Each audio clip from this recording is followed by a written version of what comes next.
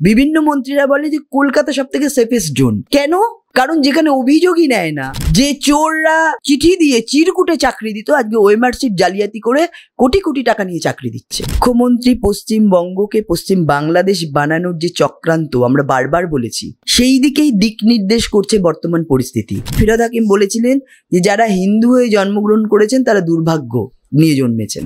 যদি ভোট তৃণমূলকে না দেওয়া হয় তাহলে গঙ্গার জলে ভাসিয়ে দেওয়া হবে, সেখানেও কিন্তু কোনো কথা এই মুখ্যমন্ত্রী একদিনও বলেননি। একটা পরিবারকে মেরে বুঝিয়ে দিচ্ছে যে তোমরাও ভোট দিতে যাবে না, তাহলে কিন্তু তোমাদেরও এরকম হাল হবে। যে ধরনের তালিবানি শাসন এখানে যেটা মমতা ব্যানার্জি চেয়েছিলেন সেটা তিনি প্রতিষ্ঠিত করতে পেরেছেন। সমস্ত কিছুর শেষে কিন্তু মানুষের আন্দোলনই শেষ কথা বলে।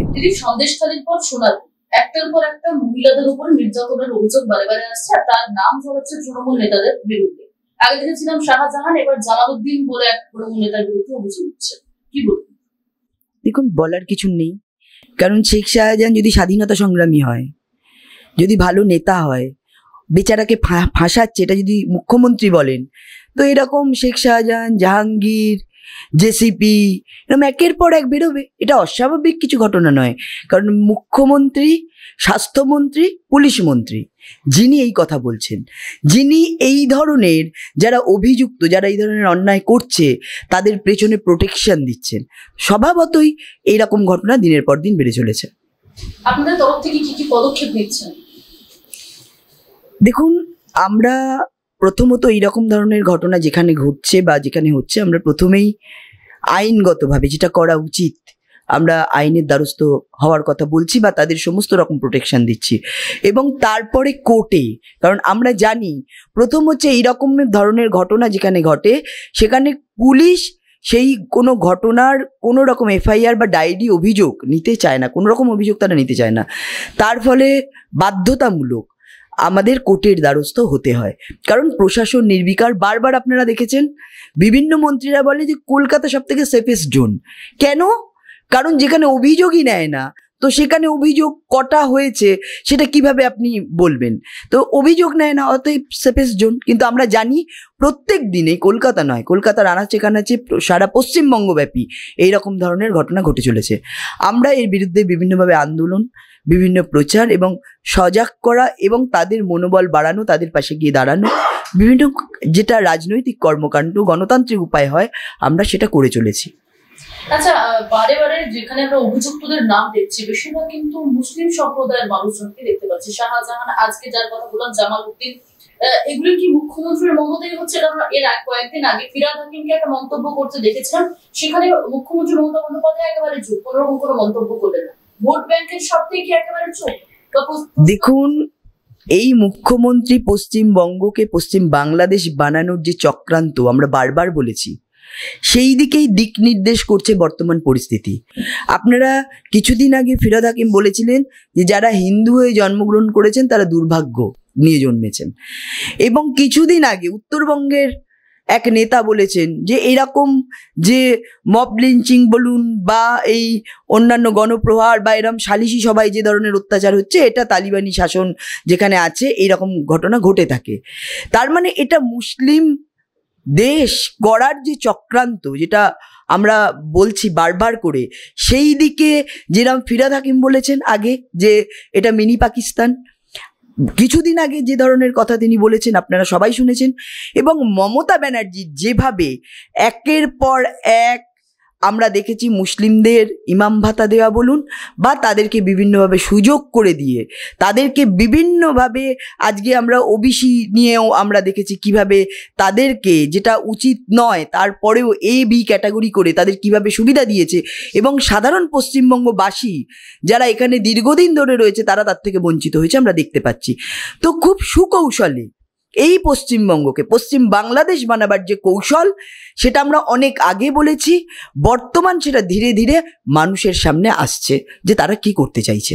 কিন্তু আমরা দেখেছি নুপুর শর্মা কোনো একটা কথা বলায় যে ধরনের ঘটনা ঘটে গেল সারা পশ্চিমবঙ্গ ব্যাপী মমতা ব্যানার্জির উস্কানিতে, আজকে ফিরহাদ হাকিম এত কথা বলার পরেও, আমরা ভোটের সময়ও আমরা দেখেছিলাম যে কোনো এক মুসলিম নেতা বলেছিলেন যে যদি ভোট তৃণমূলকে না দেওয়া হয় তাহলে গঙ্গার জলে ভাসিয়ে দেওয়া হবে, সেখানেও কিন্তু কোনো কথা এই মুখ্যমন্ত্রী একদিনও বলেননি। তো আমরা যেটা বারবার বলছি যে পশ্চিমবঙ্গকে পশ্চিম বাংলাদেশ বানানোর যে চক্রান্ত চলছে, সেই চক্রান্ত সুকৌশলে মুখ্যমন্ত্রী এগিয়ে নিয়ে যাচ্ছেন তার বিভিন্ন পারিষদদের মাধ্যমে, এবং তিনি নিজে সুকৌশলে সেটা করে চলেছেন। মানে এত ভাতা, এত প্রকল্পের পরেও কি মহিলারা পিছিয়ে? যেখানে এগিয়ে বাংলা বলছে, পিছিয়ে মহিলা, কি বলছে? দেখুন, আমরা যদি ভোট রাজনীতির হিসাব করি তো আমরা দেখব যে হিন্দু ভোটের পার্সেন্টেজ তৃণমূল কিন্তু সেইভাবে পায়নি। আমরা যদি ঠিক করে অ্যানালিসিস করি, মানুষ নিশ্চয়ই ভাবছে, কারণ 2,27,00,000 ভোট আমরা আগের বারে পেয়েছিলাম, এবারে কিন্তু 2,33,00,000 ভোট পেয়েছি এত কিছুর পরে। দেখুন, ভোট কিন্তু মানুষ দিতে পারেনি, যারা বিজেপির ভোটার তাদের আটকে দেওয়া হয়েছে। আমরা এই উপনির্বাচনে দেখেছি হিন্দু বুথেও, যেটা মুসলিম বুথে হচ্ছিল এতদিন ধরে, যে সেখানে বিজেপি যদি 600 পায়, তৃণমূল যদি 600 পায়, বিজেপির 20 ভোট, 10 ভোট, 4 ভোট, এটা যে কোনো মুসলিম বুথে। আমরা এই উপনির্বাচন বা অন্যান্য ক্ষেত্রে বর্তমান দেখছি একটা হিন্দু বুথে 600 ভোট তৃণমূল পেয়েছে, বিজেপি 20 ভোট, 30 ভোট, 10 ভোট পেয়েছে। এটা কি সম্ভব কখনো? তো এটা যে চুরি হচ্ছে, এটা দিবালোকের মতো মানে স্পষ্টভাবে মানুষের সামনে এসছে, কিন্তু মানুষ নির্বিকার। মানুষ এত অত্যাচার, যেখানে প্রশাসন, যেখানে বেআইনি আর্মস, যেখানে বোম, যেখানে তাদের পেশি শক্তি, সব কিছুর কাছে সাধারণ মানুষ ব্যক্তিগতভাবে একটা পরিবার নিয়ে একজন, সেই পরিবারের একজন তার প্রধান, সেই প্রধান পেরে উঠছে না যে এই অন্যায়ের বিরুদ্ধে সে একা তার প্রতিবাদটা জানাবে। কিন্তু সংঘবদ্ধ যখন হচ্ছে মানুষ পারবে, কিন্তু সেই সংঘবদ্ধ করতে দিচ্ছে না। একজনকে, একটা পরিবারকে মেরে বুঝিয়ে দিচ্ছে যে তোমরাও ভোট দিতে যাবে না, তাহলে কিন্তু তোমাদেরও এরকম হাল হবে। আমরা বিভিন্ন জায়গায় দেখেছি যে কোনো পরিবার যদি বুথে বসছে, বিজেপিকে ভোট দিতে যাচ্ছে, তাদের উপর গিয়ে এমন অত্যাচার করছে, ওটা একজনকে অত্যাচার করে বুঝিয়ে দিচ্ছে যে তোমরাও যেও না। স্বভাবতই যে ধরনের তালিবানি শাসন এখানে, যেটা মমতা ব্যানার্জি চেয়েছিলেন, সেটা তিনি প্রতিষ্ঠিত করতে পেরেছেন।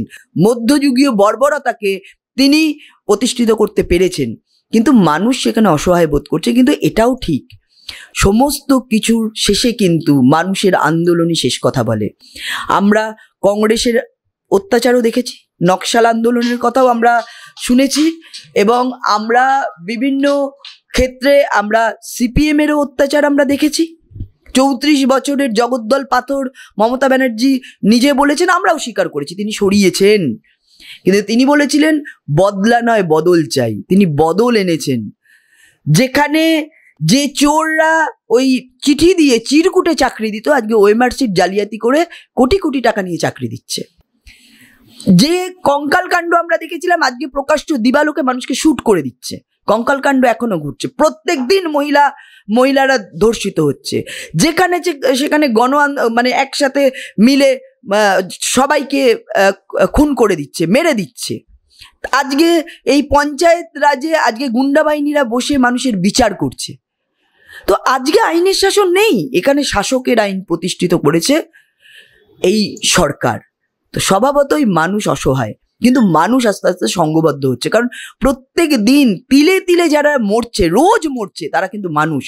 একদিন তারা বাঁচতে চাইবে, যে রোজ মৃত্যুর থেকে একদিন মরা ভালো। আমরা সবাই সংঘবদ্ধ হব, সেদিন কিন্তু মমতা ব্যানার্জি এই রাজ্যের থেকে সরে যাবে, এটা সুনিশ্চিত। এবং সেদিন মমতা ব্যানার্জিকে মানুষ যে কদর্য ভাষায় বলবে, যে কদর্য ব্যবহার করবে, আর যে কদর্য ভাষায় ইতিহাসের পাতায় তার কীর্তি লেখা থাকবে, মমতা ব্যানার্জির উত্তরসূরিরা সেটা দেখে লজ্জা পাবে ওই ইতিহাস পড়তে।